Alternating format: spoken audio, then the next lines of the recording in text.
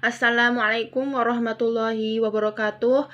Kami dari kelompok 6 yang beranggotakan saya sendiri, Diah Alfia Rahmatika, dan teman saya, Sabina Istiqomah. Di sini kami akan menjelaskan tentang HAM dalam perspektif Barat dan dalam perspektif Islam. 1. Sejarah dan perkembangan HAM di dunia Barat. Di dunia Barat, persoalan HAM mulai muncul dan menguat pada tahun 1215.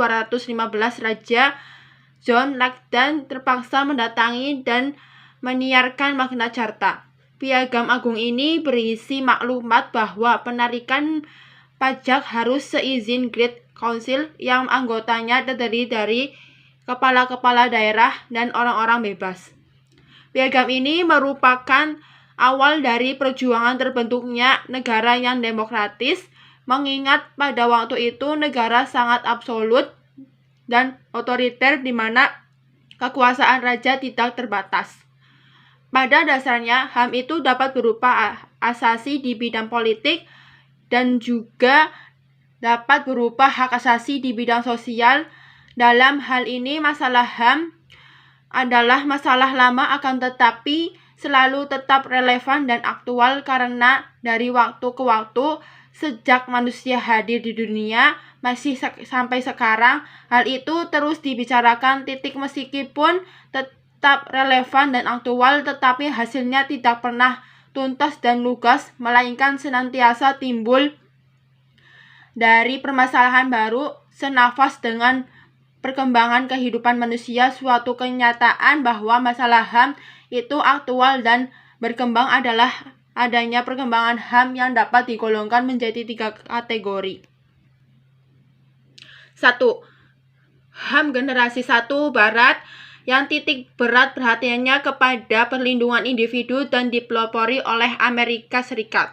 2.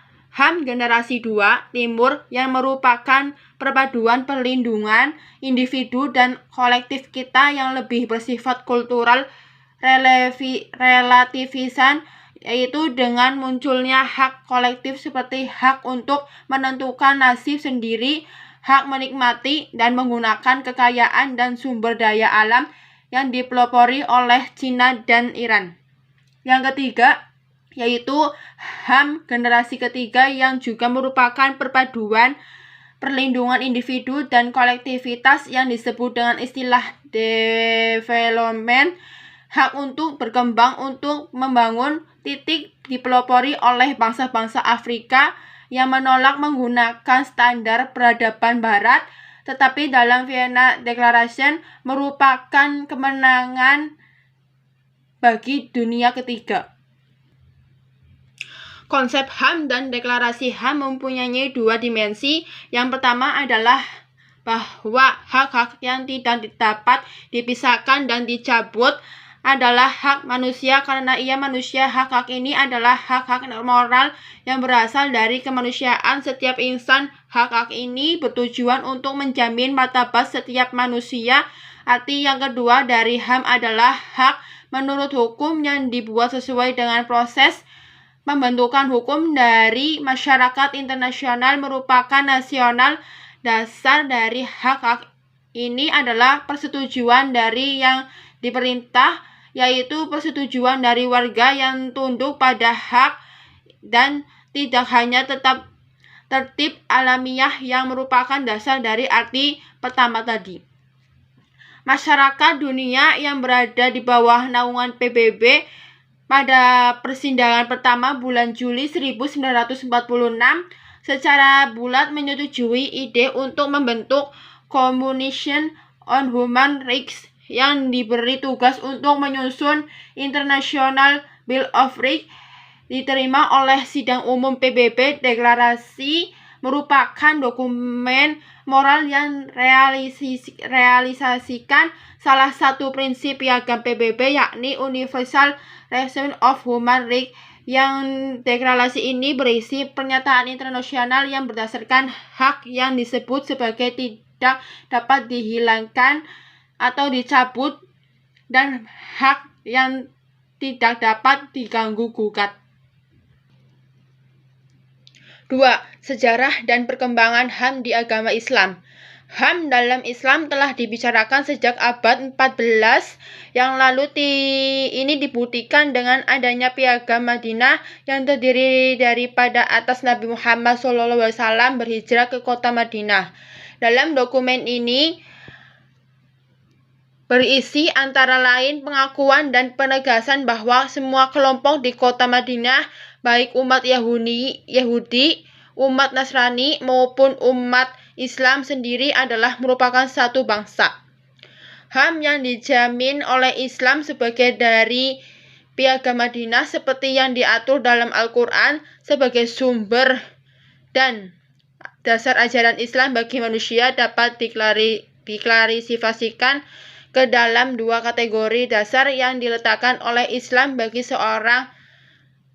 Satu, sebagai manusia, hak ini terdiri dari hak atas keselamatan jiwa. Dalam Islam, seseorang sangat dihormati dan keberadaannya harus dipelihara sebagai firman Allah dalam Quran surat ini. Membunuh seseorang hanya diperbolehkan karena ada alasan yang berat. Misalnya, aku bisa membunuh yang membuktikan terbunuh orang lain dengan sengaja.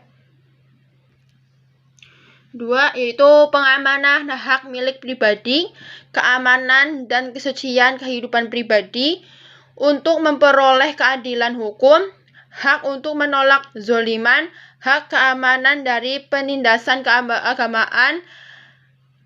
Ayat Al-Quran yang melarang adanya pemaksaan dan saling memaki karena perbedaan agama, hak untuk tidak menerima tindakan apapun tanpa ada kejahatan yang dilakukan. Dengan kata lain, seseorang harus dianggap tidak bersalah jika ia belum terbukti telah melakukan kejahatan. Hak untuk memperoleh perlakuan yang sama dari negara dan tidak melebihi seseorang atas orang lain. 2. HAM dianugerahkan oleh Islam bagi kelompok masyarakat yang berbeda dalam situasi tertentu, 100 posisi yang lain-lainnya yang mereka miliki. Contoh dari kategori hak ini adalah hak-hak khusus bagi non-muslim, kaum wanita, dan buruh atau pekerja dan anak-anak. Dengan demikian, Allah memberi penghargaan yang tinggi kepada manusia. Berdasarkan hal tersebut, Rasulullah dalam khutbah wadahnya yang sangat terkenal, beliau berpesan untuk menjaga bima atau darah, amwal atau harta, dan arad atau kehormatan sampai hari kiamat. Pomnas nanti menemui Allah. Sekian yang akan